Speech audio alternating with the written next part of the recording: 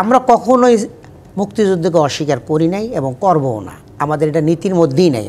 আমাদের গঠনতন্ত্রের ভিতর থেকেই আমরা মুক্তিযুদ্ধকে ওন করেছি এবং আমরা দেখেন মুক্তিযুদ্ধের জামায়াত ইসলামী মুক্তিযুদ্ধকে ওন করছে অবশ্যই, একমাত্র যদি পিওরলি মুক্তিযুদ্ধকে ওন করে জামাতি করেছে। এই আমাদের ছাত্র জনতাকে হত্যার কাজে যারা উৎসাহ দিয়েছে, সেই জন্য আমরা যে গণতান্ত্রিক পরিবেশটা নিশ্চিত করার লক্ষ্যে আমরা এই ফ্যাসিবাদ। জাতীয় পার্টিও তো সেই একই অভিযোগ করছে আপনাদের মতো, যে আপনারাও আসলে একটা দীর্ঘ সময় আওয়ামী লীগের সাথে ছিলেন, তাদের সাথে আপনারা এটা আমরা একমত না। আওয়ামী লীগের সাথে আমরা কখনো ছিলাম না। দেখেন, আমরা 91-এর পার্লামেন্টে একটা বিল উত্থাপন করলাম যে কেয়ারটেকার গভর্নমেন্ট, সেই বিলের যদি ফয়সালা হয়ে যেত তাহলে আমাদের আন্দোলন করতে হতো না।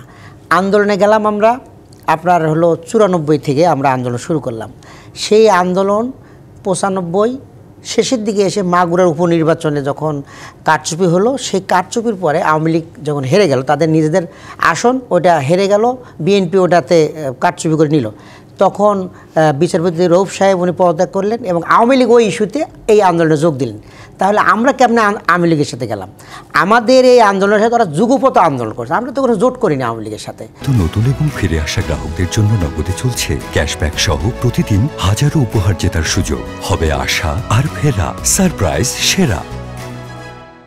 একই দাবিতে আমরা আন্দোলন শুরু করেছি 94, ওরা এসে 95 লাস্টে এসে যোগ দিয়েছে, যুগপথ চলছে। আমরা কিন্তু তাদের সাথে জোট করিনি এবং আওয়ামী লীগের সাথে আমাদের কোনো জোটই হয় না। আবার এটিও তাজ রহমান আরেকটি অভিযোগ করলেন যে বাংলাদেশ এখন দুটো ভাগে বিভক্ত হয়েছে, একটি ভাগ চাইছে, বলছে যে মুক্তিযুদ্ধ সবার উপরে, আরেকটি ভাগ বলছে 24-এর গণঅভ্যুত্থান সবার উপরে। তাহলে জামাতের অবস্থানটা কি? দেখুন, এটা হলো এক একজনের একটা, মানে কি বলবো, এটা আবিষ্কার।